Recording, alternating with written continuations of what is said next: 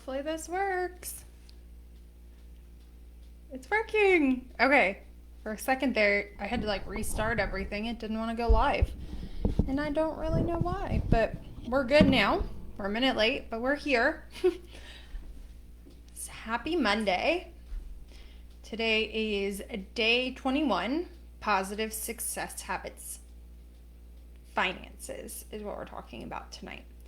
And budgeting and kind of how all of this comes together through a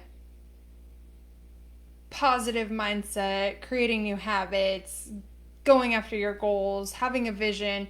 They all of the positive success habits that we've been talking about kind of loop into finances. And I'm really excited about tonight because I'm kind of a numbers person, and while I don't have to make a lot of money to be happy and successful. What I do want is to be good with my money. So it's funny because I tend to be really good with money in the bank, but not with cash. And growing up, I had all these issues, like always losing my money. Like I promise you, if I had cash money, it would probably blow down the street, and my neighbors would be really happy because I would not have it in my pocket. So that's why I do use plastic. But one of the big techniques is to use cash, because what gets measured gets managed, right? And so you can actually physically hold cash money, and that's a really good technique. But anyway, just a little backstory. But so tonight we're talking about finances, and I want to kind of reiterate how everything has tied together. So day one, June 1st, we talked about vision. And that same week, we talked about setting a goal. And then week 2, we talked about being willing to accept change and creating new habits and a new mindset. And then having discipline and celebrating your wins and celebrating your journey. And so if you kind of go back through everything we've been talking about, they all play upon each other. They are all stacking. And the whole purpose of positive success habits training was to start at the very foundation, to find your why. Because if you don't know your why, you've lost your way. And when you don't know your way or your purpose, it's hard to know what you believe in at your core. So that was kind of the whole basis of building every single day into the next positive success habit.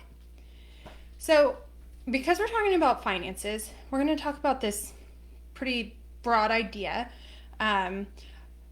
If you create a vision for yourself, and if you decide that in 5 years, we'll talk kind of short term here, 5 years, you want to make $1 million. Well, how are you going to take steps every single day to make that happen, right? Because you can't just hope for something. You can't just wish for something. You actually have to work hard for it. So you'd break it down, and you'd need to make $200,000 in 5 years.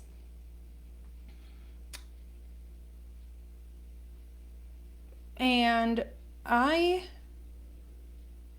going to backtrack because I didn't break that down enough. But let's be even more specific. What if your goal was to save $120 a year? Pretty tangible for most people. You would do that by saving maybe $10 a month. And then you break it down even more, and that's literally 33 cents a day.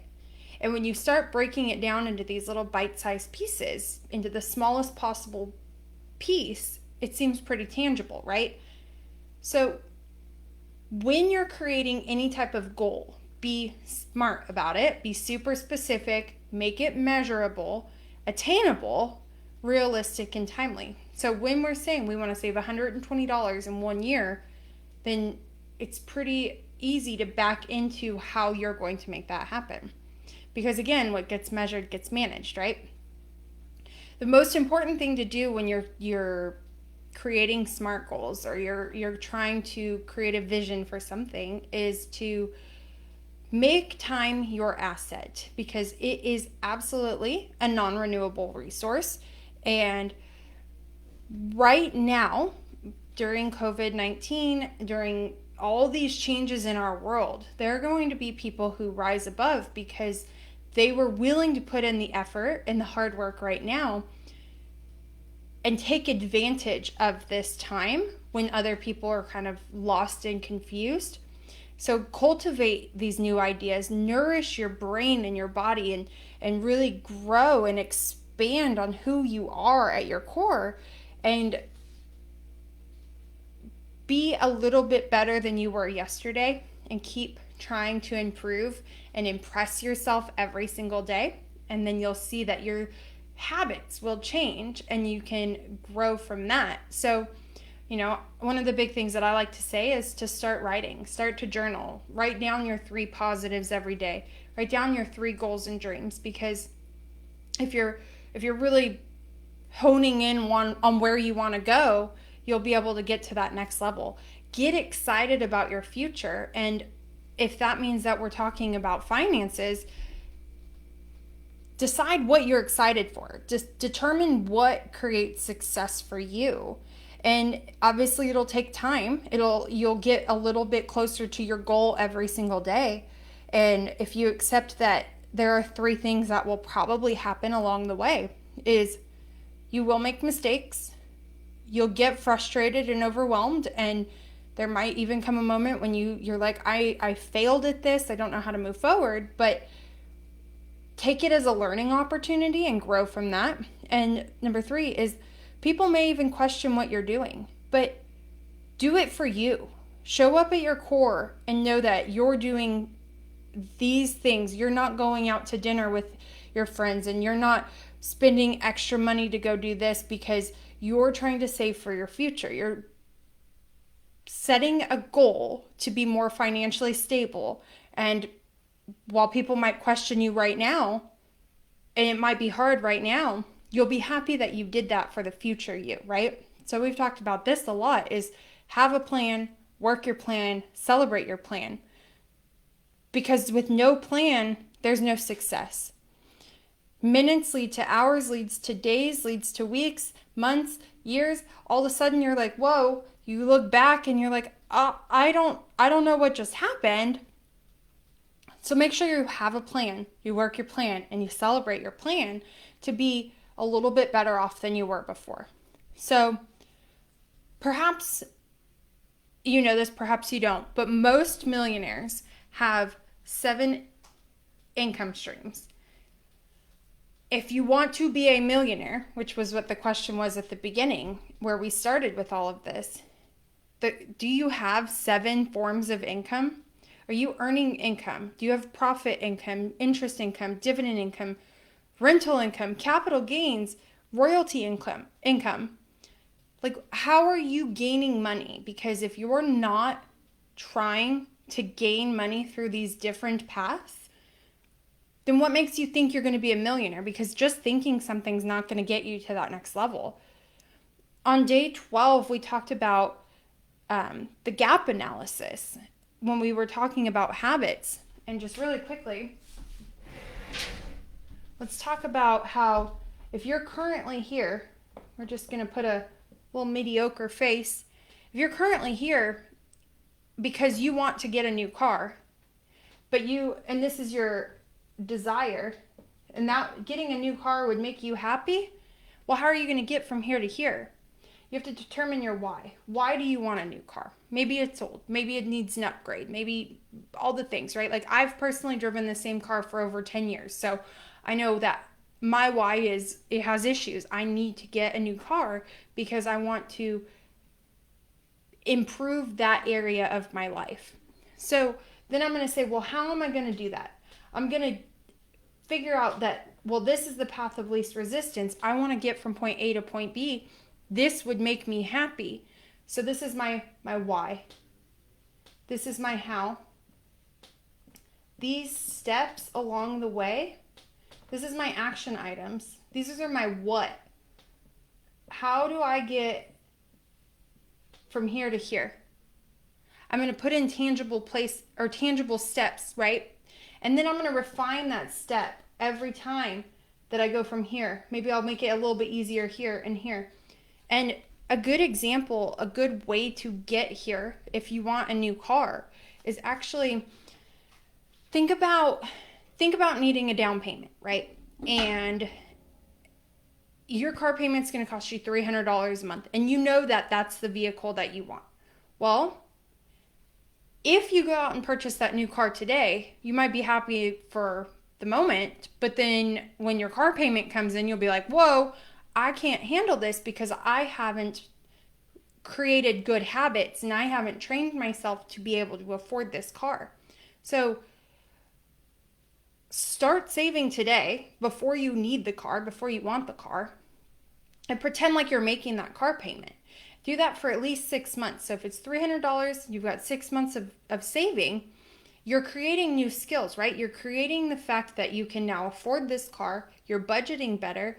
You've got a solid down payment now too, which will take you even further when you're trying to purchase the vehicle, because most places want you to put a down payment down.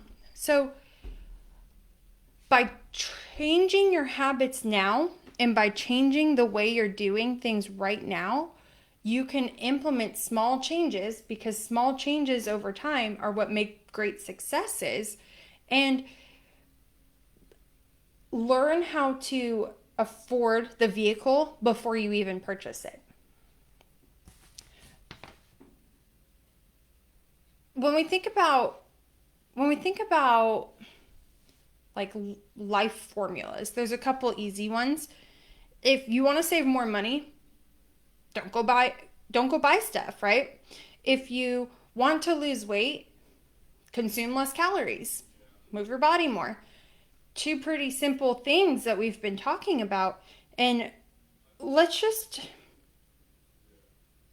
we all know that's easier said than done. We're being inundated with all this information, all these marketers that are saying, oh, eat this delicious food, oh, purchase this new item. And we're trying to keep up with the Joneses, and our neighbors are always upgrading their vehicles, they're upgrading their houses, they're upgrading their clothes, they're upgrading all these different things, and we all want to be up here, right? But when the average consumer debt or personal debt in the United States is over $90,000, there's a problem, especially when the average income is only $63,000. So how are we getting from point A to point B?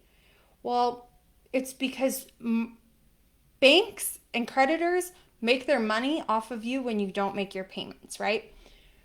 What if instead of trying to keep up with the Joneses, with trying to have the newest car, with trying to have the best top of the line clothing and all these different things, what if instead we really focus in on what we are doing personally? And one of my favorite sayings, and I've said it, is because what gets measured gets managed. So what if we start watching what we're doing? What if we start actually paying attention to how we spend our money? And as I said in the beginning of this video, was if we use cash, right? Like dollar bills versus a credit card or a debit card, and we only spend what we have in our pocket. That's a fantastic way to start saving money. That's a fantastic way to start budgeting. And doing some quick research, I found out that the average American spends $165 a day. And at first I was kind of blown away. I was like, whoa, how do people spend that much money, right? But then when I looked further, it was they're spending it on gas, they're spending it on healthcare, they're spending it on their overhead for their house. People are buying groceries, obviously, we have to eat, right? And for dining out. But what was not included in that average cost was clothing, subscription fees, and monthly car payments. So it might actually even be higher. I don't know, right? But there are ways that we can reduce our spending, start saving more money without feeling a huge impact. And as time goes on and you start changing those little subtleties and creating better habits, it'll become easier. And you'll actually want to go to the next step and keep saving money and keep being better than you were yesterday. So what if once a week you stop eating out? Like if you know you eat out on average 4 times a week, cut it back to 3 and see how you save money there. And some people might say, well, it's so expensive to go to the grocery store and buy all this food. Well, maybe you need to learn how to shop. Maybe you need to learn how to meal plan. Maybe, because again, having a plan makes all the difference, right?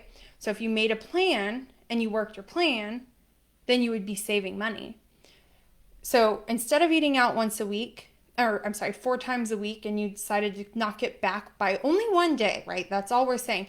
Whether that's lunch, dinner, breakfast, however you decide to eat out, but if you knock it down by one meal a day that you eat out, think about this. You're going to be doing less driving, so you'll save money on gas. You obviously won't be buying the food when you go out to do that. Then you also should probably be saving on healthcare, because most oftentimes eating out is not a healthy option, right? Instead of eating out and instead of spending that money, what if you took the time to meal prep? What if you took the time to work out or even drink more water? Because most of us aren't even drinking enough water, right? And I think that when you're looking at your finances, and this is a super broad overview, and I debated on even talking about finances tonight in this video because I think there's so much to be said, and you can learn so much from the great people that have dedicated their lives to finances and to helping people with finances. But I think in order to have a full-rounded positive success habits, we had to talk about money. And so a big question is, well, how would we fix this? How do we be better with our finances, right? How do we show up and start saving money for our future when we live in a world where it's spend, buy, all the things? Dave Ramsey has some great tips. And really quickly, I'll just shout out his 7 baby steps because I think they're great. And this is why I spent $18 on ice cream last November, because I read the book, I was implementing all the steps, and I'm working on it. And that's why I was able to quit my job, because I've been working toward financial freedom, and it's been such a good ride. And I love having the ability to learn from other people. But number 1, he says, save $1,000. This is your emergency fund. Number 2, pay off all your debt. And do this through the snowball effect. So if you have a small bill that's $20 and you have a bill that's $200, well, pay off the $20 one first. Celebrate the fact that you paid off a bill, and then move to the next one, and then move to the next one. And you'll just see it'll start small, and it'll keep growing and growing and growing until you've paid off all your debt. The last thing that I paid off was my student loans. That was the biggest debt I had. And I'll preface it with the house payment, if you have a house payment, is not included in this. This is just strictly everything but the house. Number 3 is save 3 to 6 months worth of backup reserve. It's basically, if everybody knows who Murphy is, what can go wrong will go wrong. So he says that make sure you have something in the bank that if there's an issue, you can go there. Invest 15% of your income to your retirement fund. Number 5, save for your children's college. Number 6, finally pay off your house. And then number 7, build your wealth and then give it away, because there's nothing better than giving back to others. And once you get to a point where you're financially free and you have that financial freedom, giving back to others in need is so fulfilling. And so I know I'm on this journey, and it starts with baby steps, literally. But I think that sometimes saying save $1,000 can be intimidating, because if you don't know how to save $1,000 and you don't know how you're even going to get that money, it can be overwhelming. So I think the simplest answer is to stop buying things. I know that 2-day shipping has made it incredibly easy to get whatever you want with the click of a mouse. And people are losing their jobs, and yet they're still purchasing things online because they don't have to go to the store and purchase. They don't have to get out of their house. They don't have to get out of their pajamas. They're just literally still sitting around, and they're able to buy whatever they want on money that's not actually theirs, and they're increasing their debt, and they're just getting more stuff. And when you can clear out that mental space, that physical space of stuff, which is a whole nother concept that I love, is just start releasing this stuff. Like if you have a junk drawer, go start clearing it out. If you haven't worn something in 6 months, go get rid of it. Free your physical space and watch how it like expands your mental space. It's pretty great actually. So stop buying stuff is really the easiest way to say, like, to gain more money, right? But what if, because let's be real, what if next time you are sitting on your couch or you go out to a store and you're like, "Oh, I really want this." Like how do I prevent myself from spending money? And more oftentimes money that you don't actually have because you're buying it on credit. How do you prevent that urge? Well, it's not easy at first, and it gets easier over time. But the number one answer I could give to you is wait 48 hours. If you put something in your cart and you still want that same item 48 hours later, then maybe you buy it. But really think about, do I need this item?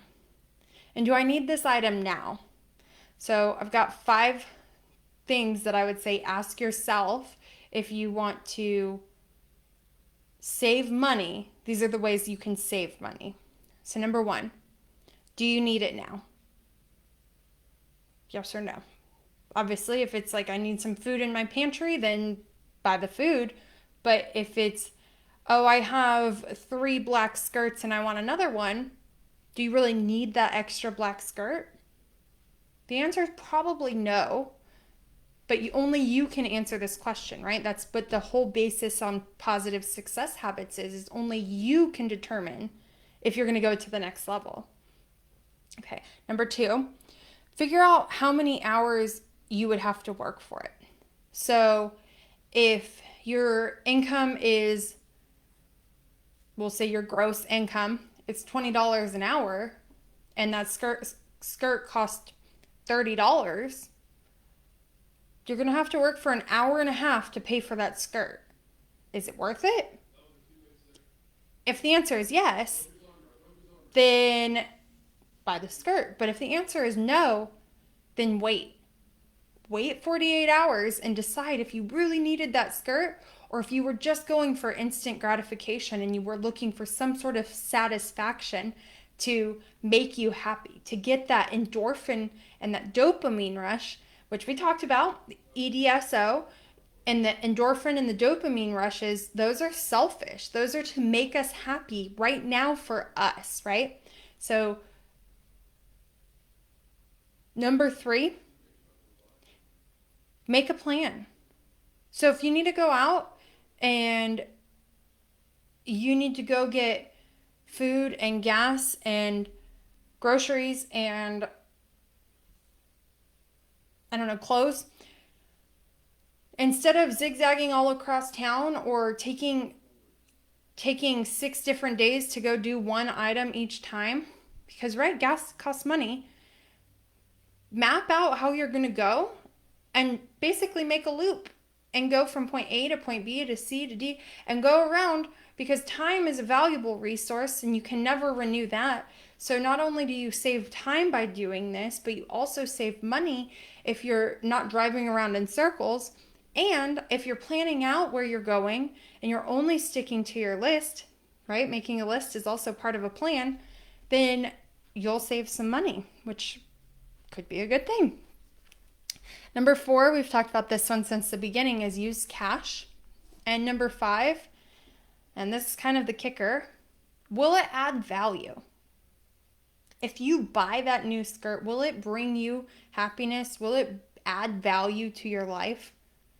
If you can answer yes to all of those, if you can move forward comfortably by answering all of those questions, then do it and be happy about it and celebrate whatever items you just bought. And don't worry that it's affecting your bank account, right? But if you want to save money, don't spend as much. Create a vision of what you really want. Create your goal, your plan, and then work toward it. So I tried to go from a high level of saving money to get to here and then bring it back to a very day-to-day idea in how you can take this concept of spending money daily or lack thereof and then growing. So that way you can achieve your goals. Because saying I want to save $100,000 or $1 million seems so ethereal that it just isn't going to happen. You have to start working for it right now in order to get to that next step, right? If you can change your habits just a little bit, if you can change your mindset just a little bit and be disciplined and celebrate your wins and enjoy your journey along the way, you can get there. It just takes time. And we all have the same 1,440 minutes in a day.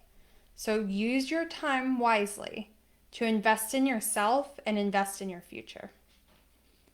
So the homework for tonight will get posted here in just a moment, but next time you want to buy something, wait 48 hours. If it's meant to be, it'll be, right? Like if it's supposed to be in your cart, it will still be there in 48 hours. It's not going to go away. Try to shop local too. I mean, especially right now, so many people are hurting. Support local, and then seriously, just stop buying as much stuff. Do you need that bubblegum shooter or the toy that you thought you wanted, the fidget spinners and all these different things? Like, dollars add up, right? So I don't know, just think about your next purchase and wait on it. Number 2, this is a really good one. So when you're trying to determine your finances and how you spend your money, start managing it and try to realize how you're spending your money. So pull out all your highlighters, go print out a bank statement, because most of us aren't even looking at those anymore, right? And highlight what you're purchasing. So if you're buying gas, maybe that's in green. And then if you're buying groceries, that's in blue. And fun things are in pink. And when you go eat out, like fast food or a dining out, that's in yellow. And just highlight all of them and see what you're spending your money on. And then see if you can reduce that down, even if it's by $5 next month, because that will add up, right? And number 3, pay with cash. So that's all I have for tonight. I know it was a really condensed version of how finances can work, but implement positive success habits and try to figure out a way to impress yourself, so that way if you want to save money, you want to get a new car, you can do that. Because if you have a plan and you work that plan and you take actionable steps every day to get there, you'll be able to celebrate your wins. You'll be able to celebrate your plan.